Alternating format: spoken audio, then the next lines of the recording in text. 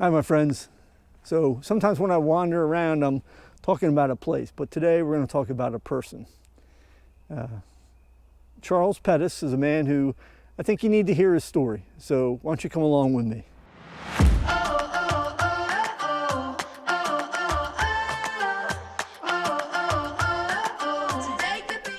So I was a little bummed this past weekend. I was going to come up here with some IBMers from Endicott. But then the weather got a little nasty, a little concern for lightning, so I'll hike in all sorts of weather, but was a little conservative when it came to lightning and with other people. And so I wanted to come here because Chuck Pettus was an IBMer. He joined IBM in the mid-50s after getting a degree from the University of Pittsburgh. He was an engineer and a physicist. He'd later go on to get his master's degree from what is now the Binghamton University. At the time, it probably would have been Harper College. And so I don't know that I ever met Chuck, but I do recall a gentleman down the Glendale Labs who at lunchtime, he and sometimes another guy would be running around the perimeter. So they do laps. And I've been told that that was most likely Chuck.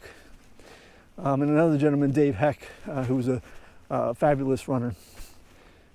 And so while I didn't know Chuck, I believe I saw him, and I've gotten to ask a lot of people about him, what they remember from him, either working with him or running into him in other capacities. And it all comes back really positive. And so I feel like I'm starting to get to know Chuck a lot better. Not sure you can hear that, but there's some birds in the background there singing. Something Chuck could relate to, because yet another one of his talents was he was a musician. So he played clarinet in the IBM band, the Town of Maine band, the Southern Tier Concert Band, probably some others that I'm not aware of.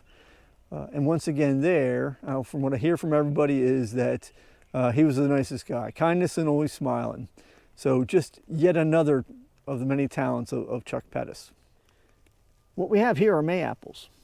Now, I like them because they're so unique in appearance, even I can pick them out. Now, Chuck could have done it easily as well. See, he was a real naturalist.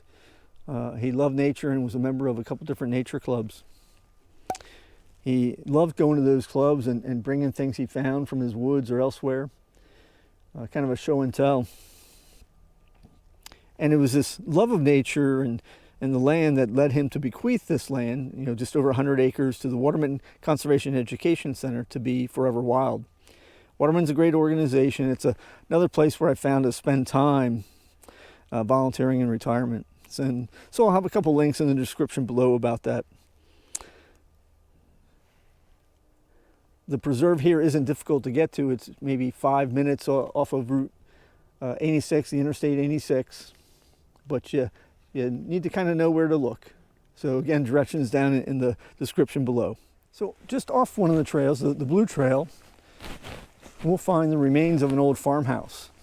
And by remains here, all I mean is the stone foundation, stacked stone foundation. You also see some bits of metal.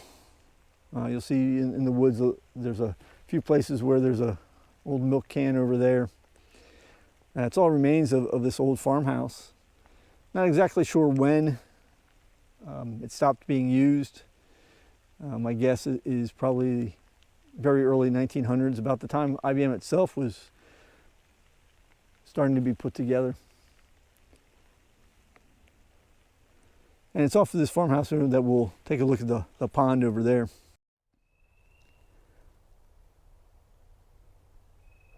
So I'm not sure if you can hear the frogs and birds in the background here, but this little vernal pond kind of seems out of place up here towards the top of the hill. But there's a story behind this as well. You see, around 1990, Chuck got the idea of wanting to make his hill the highest point in Broome County. And so as part of that plan, what he did was he dug out this pond. Now it's now home to amphibians and part of a life cycle that's pretty significant here. But he will take the dirt that he dug out from here and pile it up to make part of the hill higher. and we'll take another closer look at that in a little while here. So as we come around here, this is the Pettus Hill, or the pyramid as some people refer to it as. One local naturalist calls it the sky ramp. And it's kind of cool. It's sort of like a crescendo here. So it starts out maybe 10 degrees, then goes to 20 degrees, and then 30 degrees or more up to the top there. So it just gets steeper and steeper. And we'll walk up here for a second to the actual memorial honoring Chuck and where he rests.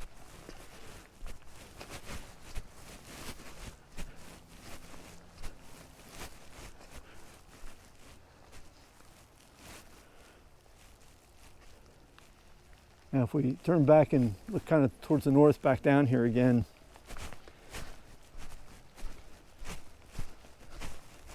we'll walk over to these rocks that kind of outcrop there.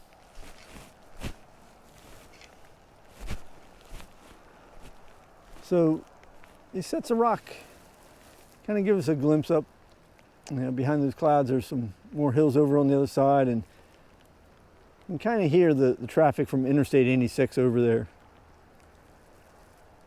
But who doesn't like standing on rocks and looking out? In the fall this can be really pretty. But now if we also turn around here and look on the side of the rocks, you see over there kind of looks like almost like old leaves or dried paper of some sort, green paper. That's a lichen, or is it lichen? Never know how to pronounce that word. I'll put a link to a video that talks more about them. So just another one of the interesting things here at Pettus Hill to check out. So it's always funny when I'm hiking who I'm going to run into, and I've met a new friend here. So I'm with Scott Clark, who's the steward here at Pettus Hill Preserve. And so Scott, you've been here for a while now, right? Right, since I was assigned by the town board and the Waterman Center as of May, I think it was May 13th of 2018. We've opened up some new trails. We're working on the parking lot. We've got a new fence, and we've had a number of hikes up here. So it's an exciting place to come, a peaceful place to come. And Chuck Pettus did us a big favor by donating this 100+ acres of land. It's just exciting. This is also, they built a pyramid trying to make it the highest point in Broome County. There's an old stone house. There's a vernal pool. There's a lot to see up here. Not to mention the wildlife. One time I came and there was a fawn laying against the entrance fence. And I didn't move for a while, and it was a little baby, so it didn't move. But there's a lot to do up here, and everybody's welcome to come at daylight hours. So keep it in mind. All right. Well, thank you very much, Scott, and it's a pleasure to meet you. Absolutely. So I believe these are snowdrops, but I definitely could be wrong. So if there's a naturalist out there who wants to chime in with what these pretty flowers are, I saw them appear up here about a week ago. Well, if you knew Chuck and you have a story about him you want to share, I would love to hear it. So if you can drop that down in the comments below, that'd be awesome. So here's the layout of the Pettus Hill Preserve and a set of the trails here. Now you'll see the parking lot where we start, and then this blue trail, the Pettus Memorial Pathway, is the one that takes us all the way up to where the pond was, the Overlook, and then the pyramid as well. You also notice the Cairn Trail here. That's where we saw the May apples. A little bench to stop at, a shelter Eagle Scout built. But interesting space here, just as you cross out of the parking lot here, you'll have a decision point of going left or right. And that's a big loop known as Chuck's Roller Dome, which might sound an interesting name. That goes back to towards the end of Chuck's career at IBM. He took on a new endeavor, and that was running the New Image Roller Dome in Enwelly, New York. The Roller Dome opened in 1985. Chuck did everything from working the door, taking care of music, running the concession stand. He tirelessly did it all, and it was a favorite spot for children and teens. Besides open and competitive skating, they hosted birthday parties, and some local teen garage bands even talked their way into playing there. See Chuck's love of music. Chuck loved the kids and the kids loved him. As I read the guest book entry from Chuck's obituary, I would hear multiple memories from those now grown that Chuck impacted as teens at the Roller Dome. One commented about how friendly he always was, but that he also was one to remind them that manners matter and to keep them in check. Lives impacted for good. The flood of 2011 would damage the Roller Dome beyond repair and closing it for good. So working on this video, I've asked people, reached out to different folks who might have worked with Chuck or were in a nature club with him. And it was interesting. The thing that came back was often about his talents, whether it was musical or as an engineer. But the common thread seems to be how nice he was, how he was always smiling, how he was kind to people. And it wasn't just these like acts of kindness, but so often the phrase always was used with that. They would say he was always smiling. He always said hello. And so it was more than just what some people would call an act of kindness, which is a lot easier to act kind than to be kind. And it's got me thinking about that in different ways.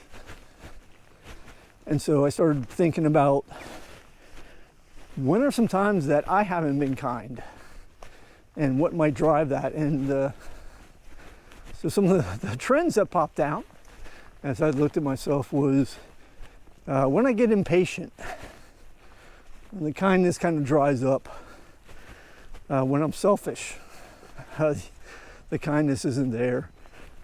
And there are times where, I hate to admit it, where I want an easy laugh, and so that's easy if I come up with something clever but mean to say. So this is some things that I need to work on, right? Because we want to be kind, not just act kind. So this ramp, this added pile here, is a lot of the dirt that came from that pond, the Vernal pond that we looked at earlier. Let's walk up here and see how much out of breath I can get.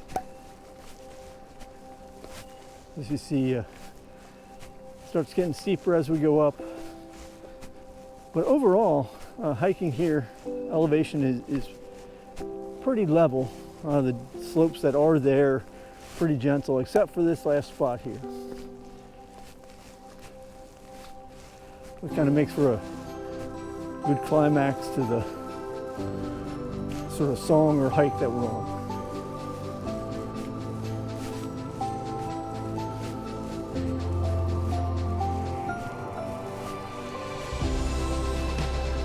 And now, my friends, we are at the peak, the summit. Karen up here. Wish it wasn't so foggy today. There's a lot of trees there, and especially as the spring foliage comes out, you'll see less and less, but still pretty cool here. Well, here we are at the top of Pettus Hill, and I bet you're wondering whether it's the highest point in Broome County. Now, I'm going to disappoint you and tell you, no. By most of the standards, it's the 5th highest point,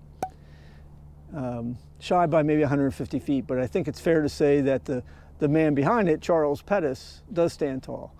A multi-talented man, a engineer, a naturalist, a musician, a physicist, a runner, a owner of a roller rink, and more importantly, a man that everybody I spoke to said kind things of, said he was a kind man, a friendly man, and always. And so that's a legacy that he leaves. May 7th of 2023, if I time things right, is when this video comes out, and that would have been his 90th birthday. Chuck would pass away November 15th of 2013, and 2019, the preserve here would be dedicated, run by Waterman Conservation Education Center.